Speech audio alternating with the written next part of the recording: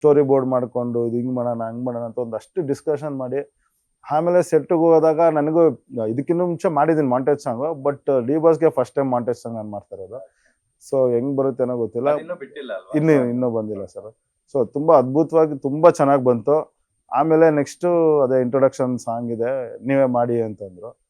ತುಂಬಾ ಖುಷಿ ಆಯ್ತು. ಅದು ಅಷ್ಟೇನೆ, ಆ ಸಾಂಗು ಕೇಳಿದಾಗ ಫಸ್ಟೇ ಮಾಸ್ ಹಿಂದೆ ನಿಮ್ದಾಗಿರ್ಬೇಕು. ಸೊ ಹಂಗಂಗೆ ಆಡಪ್ ಆಯ್ತು. ಕೊನೆಗೆ ಒಂದ್ ಸಾಂಗ್ ಇತ್ತು, ಇನ್ನೇನು ಇದು ನೀನೇ ಮಾಡ್ಬಿಡು ಅಂತ.